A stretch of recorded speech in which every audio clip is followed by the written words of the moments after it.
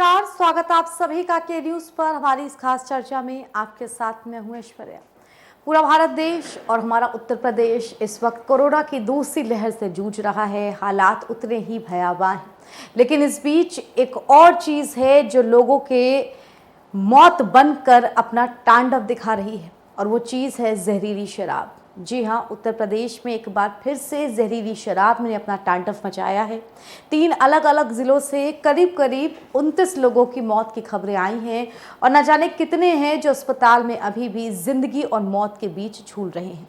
इसी पर हम चर्चा करेंगे, किस तरह आजमगढ़, बदायूं, अंबेडकर नगर से जहरीली शराब को लेकर के मौतों की खबरें आ रही हैं। जहरीली शराब से मौतें।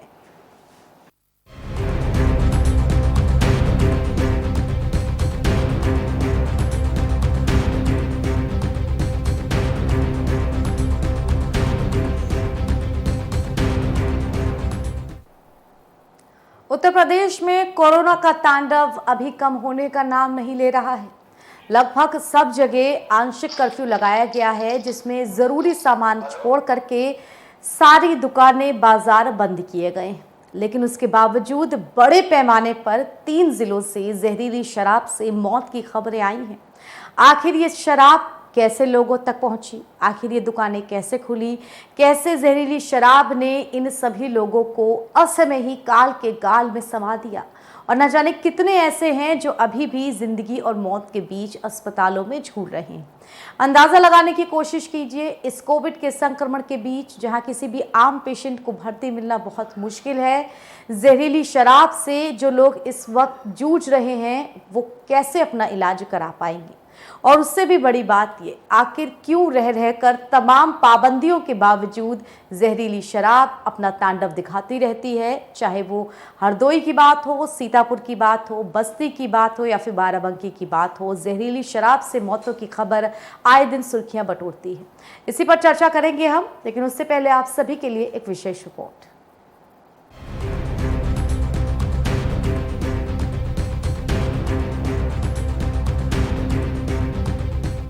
यूपी के 3 जिलों आजमगढ़, बदायूं और अंबेडकर नगर में जहरीली शराब ने कोहराम मचाया हुआ है। जहरीली शराब पीने से करीब 27 लोगों की मौत हो चुकी है, तो वहीं कई लोगों की हालत गंभीर बनी हुई है। जहां एक तरफ पूरा प्रदेश कोरोना की दूसरी लहर की चपेट में है, तो दूसरी तरफ जहरीली शराब भी अपना तांडव दिखा रही है। आजमगढ़ जिले में जहरीली शराब कांड में मौत का सिलसिला अभी भी जारी है। बुधवार की सुबह 2 लोगों ने दम तोड़ दिया, जिससे मरने वालों की संख्या 17 से बढ़कर 19 पर पहुंच गई। वहीं आधा दर्जन से अधिक लोग विभिन्न अस्पतालों में जिंदगी और मौत से जूझ रहे हैं, जिनमें से कई की हालत गंभीर है। बता दें कि आजमगढ़ जिले में मित्तूपुर पुलिस चौकी के पास एक अवैध शराब कारोबारी द्वारा कोरोना कर्फ्यू के दौरान अवैध शराब की बिक्री की जा रही थी। आरोप है कि शराब की बिक्री पुलिस की शह पर हो रही थी। शराब की दुकानों के बंद रहने के चलते लोग इस अवैध कारोबारी की शराब खरीद कर पी रहे थे, जिसे पीने से रविवार की शाम से लोगों के बीमार पड़ने और सोमवार से मरने का जो सिलसिला शुरू हुआ, वह बुधवार को भी नहीं रुका। आजमगढ़ के अलावा उससे सटे हुए अंबेडकर नगर जिले में भी मंगलवार को जहरीली शराब से 6 लोगों की मौत हुई थी और कई गंभीर हैं। इनका अस्पताल में इलाज चल रहा है।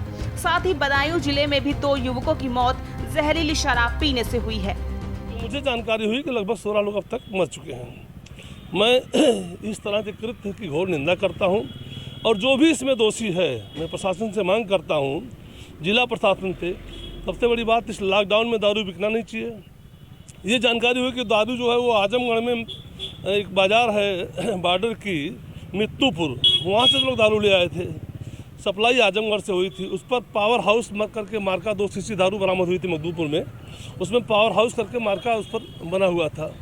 तो ये जो सही से जानकारी मिली कि वो दारू सप्लाई आजमगढ़ से हुई थी, जो कि यहाँ की दुकानें सारी बंद थी, इसलिए यहाँ के लोग जा करके बॉर्डर पे मखदूमपुर से, अरे वहाँ मित्तूपुर से दारू खरीदे थे, और जहरीली शराब थी, और वो खरीद करके पी करके लोग मर गए। मौत के सिलसिले पर विराम न लगने से मित्तूपुर व आसपास के ग्रामों में अभी भी हड़कंप मचा हुआ है। पुलिस दोषियों पर कार्रवाई करने और बीमार लोगों को इलाज की व्यवस्था कराने के बजाय घटना को ही दबाने की कवायद में जुटी नजर आ रही है। कहने को तो पूरे क्षेत्र में चप्पे चप्पे पर फोर्स की तैनाती है, लेकिन राहत व बचाव का कोई भी कार्य अब तक क्षेत्र में नहीं शुरू किया जा सका है। स्पेशल डेस्क रिपोर्ट के न्यूज इंडिया।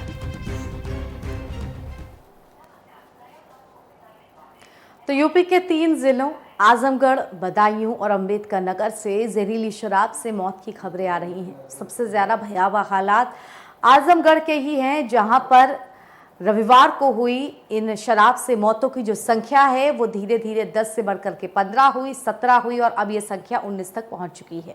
इसके बाद भी कई ऐसे लोग हैं जो अस्पताल में जिंदगी और मौत के बीच जूझ रहे हैं। जहरीली शराब का परिणाम इतना भयावह होता है कि कुछ गंभीर रूप से ग्रसित लोग अपनी आंखों की रोशनी तक गंवा चुके हैं। ये इस जहरीली केमिकल वाली शराब के साइड इफेक्ट्स होते हैं, जो कि शराब के बदले में तरह तरह के केमिकल्स मिला करके नकली मिलावट के साथ लोगों को बेची जाती है और वो गरीब मजदूर, गरीब तबके के लोग इस अवैध शराब को खरीद करके ये नहीं जानते हुए कि ये मौत का सबब बनेगी, उसे पी लेते हैं। आजमगढ़ के अलावा अंबेडकर नगर से भी खबर है। आजमगढ़ और अंबेडकर नगर की सीमा पर ही लगे ये दोनों अलग अलग गांव। यहाँ पर अंबेडकर नगर में कुल 4 मौतों की खबर आई थी, जो कि अब बढ़ के बुधवार को 6 के आसपास पहुंच चुकी है और इसके अलावा भी कई लोग अस्पताल में भर्ती हैं। साथ ही बदायूं जिले से भी 2 लोगों की जहरीली शराब से मौत की खबर है। अब सवाल ये बनता है कि जब सब जगह आंशिक लॉकडाउन है, आंशिक कर्फ्यू है, सिर्फ जरूरत की जो सामान है जैसे कि दूध, सब्जियां, फल, दवाइयां इत्यादि के लिए ही दुकानें खोली गई हैं और शराब की दुकानों पर भी पाबंदी थी, तो किस तरह से ये दुकान खोली, किसकी मिली भगत से ये सारी चीजें चल रही हैं, आखिर कैसे लोगों तक ये अवैध शराब पहुंच रही है, वो भी खुलेआम। और इसके बाद जब लोग मौत के मुंह में समा रहे हैं तो क्या प्रशासन सही आंकड़े प्रस्तुत कर रहा है? क्योंकि खबर इस प्रकार की भी है कि जितनी मौतें हुई हैं या जिस प्रकार ये घटना हुई है उसको वहाँ की स्थानीय पुलिस की तरफ से दबाया जा रहा है ताकि ये खबर ज़्यादा न फैलने पाए। तो आइए बिना देर किए जो मेहमान हमारे साथ जुड़ गए हैं, जो संवाददाता हमारे साथ जुड़ चुके हैं, पहले उनका परिचय करा लेते हैं और जानकारी ले लेते हैं। हमारे सहयोगी उमेश मिश्रा हमारे साथ लखनऊ से जुड़े हुए हैं और साथ ही हमारे सहयोगी सैयद शबी अब्बास हमारे साथ अंबेडकर नगर से जुड़ रहे हैं। सबसे पहले उमेश जी आपके पास आना चाहूँगी। बड़ी खबर है, ये डराने वाली दुखद खबर है कि कोरोना काल में जब हम असमय ही संक्रमित लोगों और जो लोग मौत से जूझ रहे हैं उनकी खबरें लगातार सुन रहे हैं, इस बीच जहरीली शराब भी अपने मौत का तांडव मचा रही है। कहां पुलिस की सख्ती है, कहां पुलिस की नाकेबंदी है, कहां कर्फ्यू लगा हुआ है जो कि लोगों को ये जहरीली शराब अब आसानी से मुहैया हो जा रही है?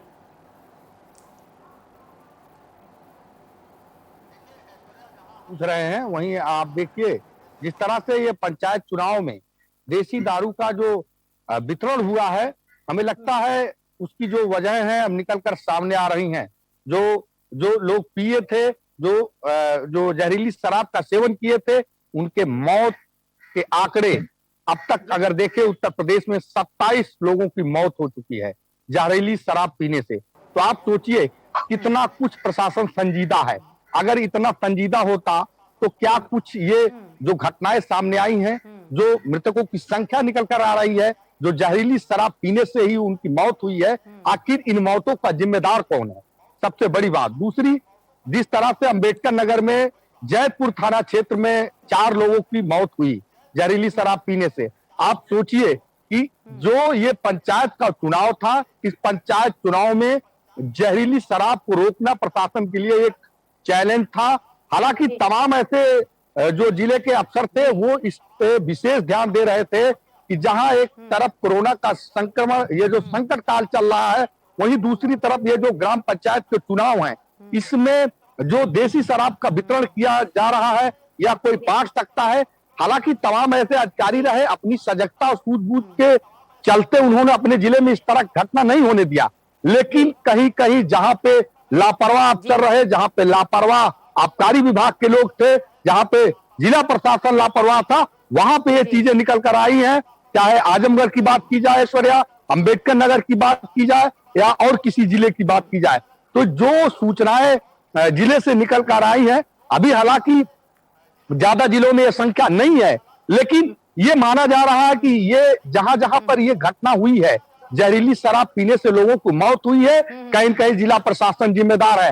हालांकि अंबेडकर नगर में कार्रवाई हुई है, आबकारी इंस्पेक्टर के ऊपर हुई है, सिपाहियों के ऊपर हुई है, वहां लोकल पुलिस के ऊपर भी कार्रवाई की बात कही जा रही है। लेकिन सबसे बड़ी बात यह है, आखिर ये छोटे लोगों के ऊपर कार्रवाई करके बड़े अधिकारी क्यों बच जाते हैं, जबकि जवाबदेही इनकी भी है जिले में कि आखिर ये किस तरह की कार्य योजना बनाए थे कि जिससे ये घटना हो गई। हालांकि अगर संजीदा रहता है जिले का अधिकारी। बिल्कुल, एक एक जिंदगी जहां कीमती है, वहां 27 जिंदगियां, करीब करीब 29 जिंदगियां मौत के मुंह में समा गई। जिम्मेदार कौन, इसका किस स्तर पे लापरवाही हुई और क्यों ना इस पर बड़ी कार्रवाई की जाए। हमारे सहयोगी अंबेडकर नगर से भी हमारे साथ जुड़ गए हैं सैयद शबी अब्बास जी। सैयद जी, अंबेडकर नगर की स्थिति इस वक्त समझना चाहेंगे, कैसे लोगों तक ये जहरीली शराब पहुंची, जबकि वहां पर पूरी तरह से कर्फ्यू, लॉकडाउन, इस तरह की स्थिति है। कोरोना को लेकर के संक्रमण इतना फैला हुआ है कि हर जगह इमरजेंसी जैसे हालात हैं, उस बीच जहरीली शराब कैसे पहुंची लोगों तक? तो बताना चाहेंगे कि जिस तरीके से शराब माफियाओं के हौसले बुलंद हैं, वो पुलिस प्रशासन हो चाहे आबकारी विभाग हो, इनकी मिली भगत से उनको ये नहीं वो है कि लॉकडाउन चल रहा है, उनको पैसे से मतलब है। चाहे किसी की जान जाए, चाहे कोई जिंदा रहे या मर जाए, पुलिस हो चाहे आबकारी विभाग, ये दोनों की साठ गांठ से ही जो है ये अवैध जहरीली शराब का जो है कारोबार लगातार अंबेडकर नगर में चल रहा है। और इसके पहले भी कई और भी मौत हो चुकी हैं। लेकिन प्रशासन की अगर हम बात करें, प्रशासन ने जो पुष्टि की है वो 5 लोगों की है। और कल की बात हम आपको बताएं कि कल जो है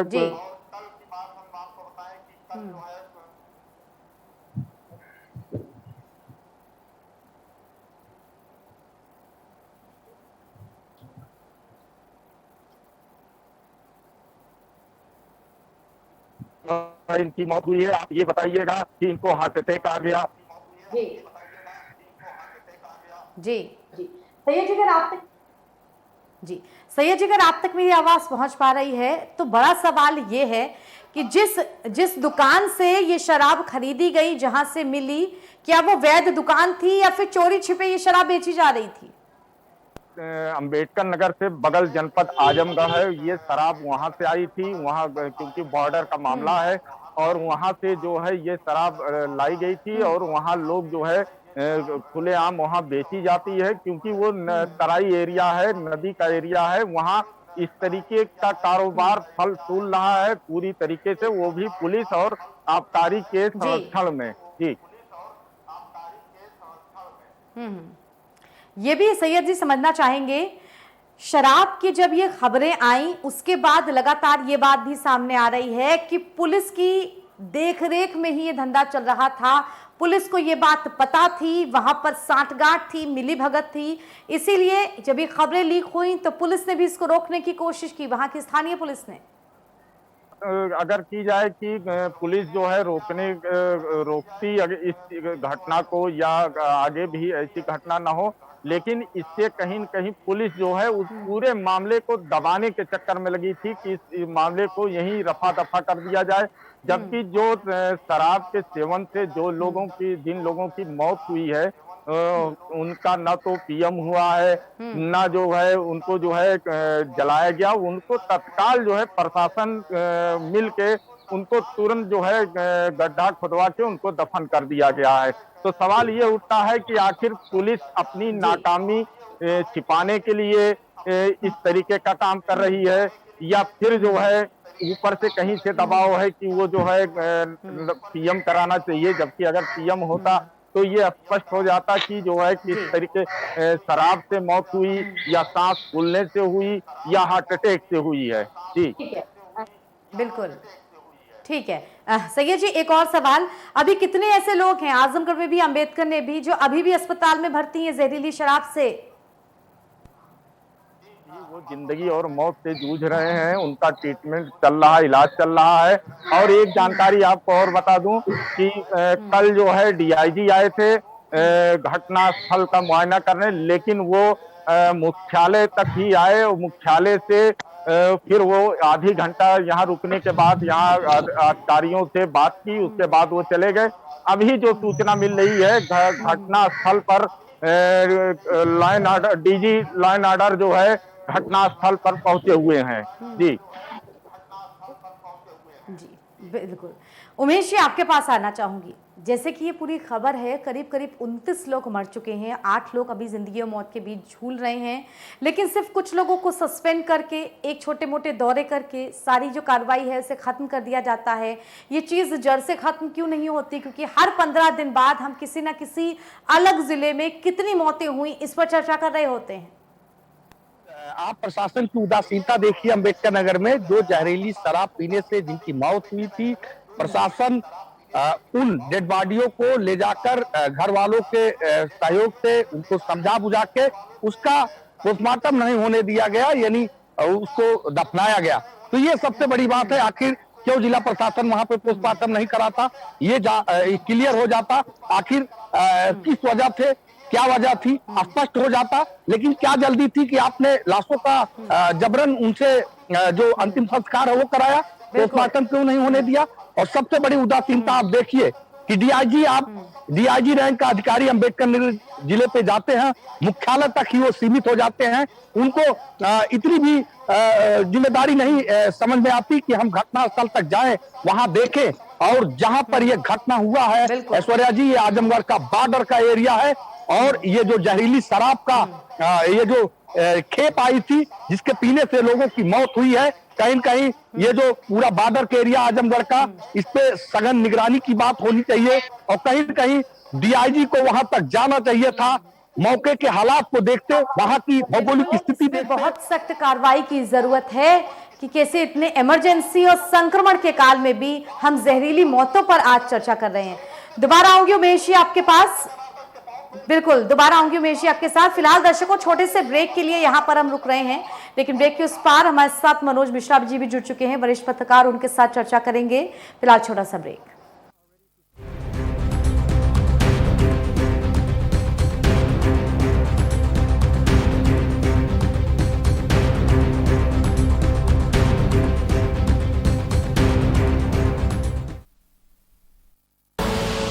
आप देख रहे हैं के न्यूज, खबरों का सारथी। During that time, waiting time में उन लोगों को क्वारंटाइन सेंटर में एडमिट किया जाए। तो कोर्ट ने यह भी कहा है कि इस चीज़ का ध्यान रखें।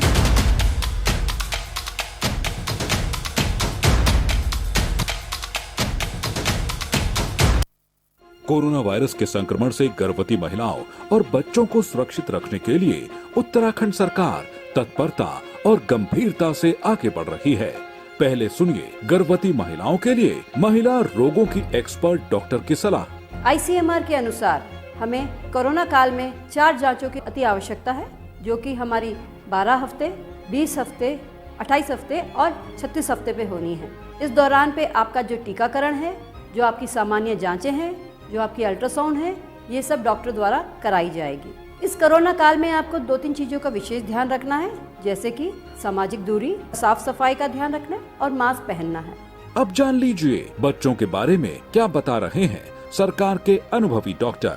इस कोरोना काल में माता पिता को अपने बच्चों का विशेष ख्याल रखना है। खास तौर पे उनका हाइड्रेशन मेंटेन रहे, उनके अंदर किसी तरह का मानसिक दबाव नहीं आए, तथा यदि उनके अंदर पेट में दर्द, उल्टी, दस्त, जुखाम, बुखार, खांसी इत्यादि की शिकायत होती है तो टेलीमेडिसिन ई-संजीवनी के माध्यम से हमारे विशेषज्ञ चिकित्सकों से राय ले सकते हैं। ये सामान्य लक्षण भी हो सकते हैं, कोई ज़रूरी नहीं ये कोरोना हो। इसके लिए पैनिक नहीं होना है, सतर्कता और धैर्य बनाए रखना है। आप तक पूरी और सही जानकारी पहुंचे, यही प्रयास है उत्तराखंड सरकार का।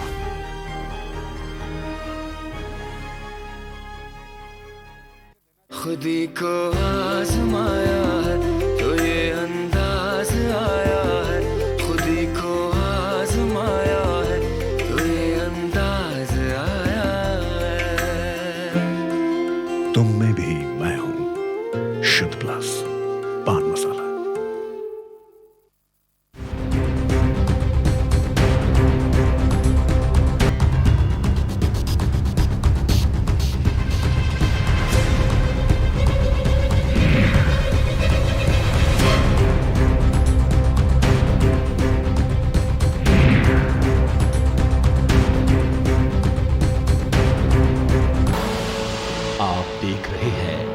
के न्यूज, खबरों का सारथी।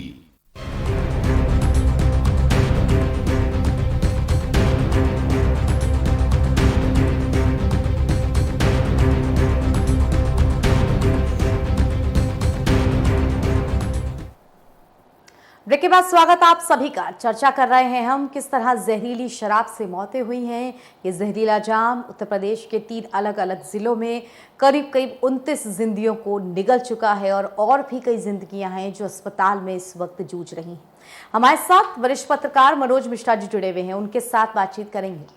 मनोज जी, बड़े दुख की बात है, इसे लापरवाही बोला जाए, क्या बोला जाए, जितनी निंदा की जाए कम है। कोविड संक्रमण के बीच जहां पर हम काबू नहीं कर पा रहे हैं इस दूसरी लहर को, उस बीच जहरीली शराब से मौतें, किस हद तक लापरवाही बरती जा रही है? कि बड़े कम शब्दों में इसकी चाहे निंदा कह लें या ये कहें कि मैंने पहले भी हम लोगों ने इस पर कई बार चर्चा की है। और जहरीली शराब का 365 दिन काकस चलता रहता है और स्थानीय पुलिस की निगरानी में या उसके संरक्षण में। देखिए, आबकारी विभाग के कुछ नीचे के कर्मचारी होते हैं और संबंधित थाना पुलिस के जो चौकी इंचार्ज या सब इंस्पेक्टर, उनको पता होता है कि कहाँ कहाँ कच्ची या जहरीली शराब बन रही है। लेकिन चूंकि लॉकडाउन का समय चल रहा था, अभी पंचायत चुनाव से लोग बाहर निकले हैं, तो ऐसे में हम लोगों ने देखा कि पिछले वर्ष भी लॉकडाउन दौरान और इस वर्ष भी लॉकडाउन में लोग कोशिश करते हैं इस तरीके को, तो ऐसे लोग भी उस पे पनप के बाहर आ जाते हैं जो इसका नाजायज फायदा उठाते हैं। और ये बड़े गांव गरीब छोटे लोग हैं जो उस नशे की लत में होते हैं और वो कहीं न कहीं सस्ती दारू के चक्कर में और उस ठेकेदार का या उस बनाने वाले का जिसकी मंथली धन उगाही आबकारी इंस्पेक्टर को और नीचे से लेकर ऊपर तक जाती है, इसमें स्थानीय पुलिस और स्थानीय आबकारी अधिकारी लिप्त होते हैं। लेकिन होता क्या है सूर्या जी, 2, 4, 10, 15, 20 मौतों की संख्या हम गिन लेते हैं। और आज हम आजमगढ़ की बात कर रहे हैं, पिछले समय हम लोगों ने लखनऊ या पश्चिम उत्तर प्रदेश में हम चर्चा कर रहे थे। तो जब चीजें बाहर निकल के आती हैं, अधिक संख्या में मौतें आती हैं, लेकिन आए दिन अगर आप देखें तो 1, 2, 3 लोग इस तरीके से मरते रहते हैं जिनको ना पुलिस संज्ञान में ले पाती, ना मीडिया के संज्ञान में आता है। और ये इसमें खुले शब्दों में मैं ये कहना चाहूंगा कि स्थानीय प्रशासन की धन उगाही से ये मृत्यु हुई है। इसके जिम्मेदार कोई और नहीं है, परिवार के लोग हो सकते हैं, पीने वाले हो सकते हैं, लेकिन वो जो इसको चलाते हैं, जिनके संरक्षण में चलता है, ये एक लंबा कागज है और इसमें पैसे की धन उगाही होती है, लोगों को पैसा जाता है और एक बड़ा जाल है। मनोज जी, समझने वाली बात है, जिंदगियां कितनी सस्ती हैं कि 29 मौतों की कोई कीमत नहीं। हमने अपने संवाददाता जो अम्बेडकर नगर के हैं उनके साथ बातचीत की, उन्होंने कहा बिना पोस्टमार्टम किए तुरंत शवों को दफना दिया गया।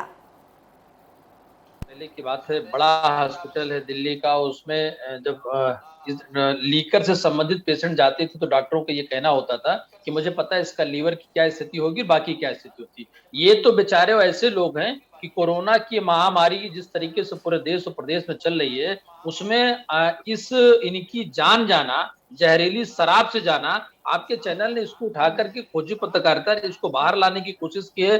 पुलिस और प्रशासन के कान में जोर रेंगने की बात है, लेकिन एक मौत भी बहुत संवेदनशील और उसकी जिम्मेदारी सरकार की और शासन की बनती है। मतलब मैं फिर कहना चाहूंगा कि जिस तरीके से लाइसेंस होल्डर दारू के या शराब के विक्रेता होते हैं, उससे कहीं ज्यादा आप देखिए वो सरकार को नुकसान भी करते हैं, क्योंकि सरकार को राजस्व की हानि होती है। स्थानीय पुलिस और कुछ लोगों की मिली भगत का नतीजा है और उसी का परिणाम है 29 लोगों की जो जान गई। बिल्कुल जान गई है। बिल्कुल, हमारे सहयोगी सैयद हमारे साथ अम्बेडकर नगर से जुड़े हैं। सैयद, क्या पंचायत चुनाव के वक्त भी इसी तरह की स्थिति थी? क्या उस वक्त सख्ती देखने को मिली थी जब जगह जगह से खबरें आई थी कि अभी भी जो प्रचार कर रहे हैं वो शराब बांट रहे हैं लोगों को लुभाने के लिए, तब पुलिस की सख्ती दिखी थी आपको? आपने कि जिस तरीके से अभी पिछले कुछ दिनों पहले पंचायत चुनाव चल रहा था, पंचायत चुनाव समाप्त हुआ है, लेकिन लॉकडाउन भी चल रहा था और उसके बाद भी हर ग्राम सभा में, गांव में शराब जो प्रत्याशी थे वो प्रत्याशी कहां से मैनेज करते थे, वो कहां से आती थी। पूरे अम्बेडकर नगर में ही जो है हर गांव में शाम को हर व्यक्ति को जो पीने खाने वाले हैं उनको जो है शराब दी जा रही थी और शराब के बल पे ही लोग जो है चुनाव भी जीते हैं। तो अब ये सवाल उठता है कि ये जब सरकार ने इस पे रोक लगा रखी है कि कहीं से जो दुकानें हैं वहां से आप जितनी जरूरत है 1-2 वही आप ले सकते हैं, लेकिन यहाँ तो प्रत्याशी जो थे वो कोई 10 डिब्बा ले जा रहा है, कोई 20 ले जा रहा है। पर डे का यही नियम था कि जो है वो लेके जाते थे, गांव में बांटते थे। जी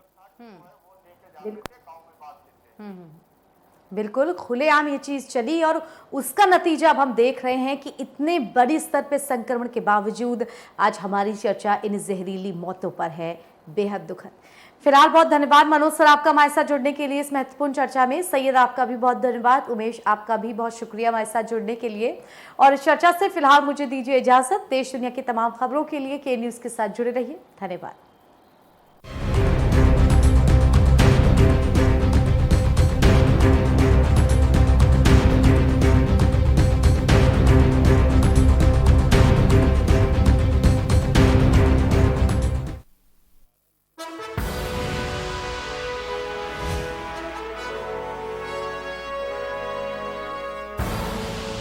आप देख रहे हैं के न्यूज, खबरों का सारथी।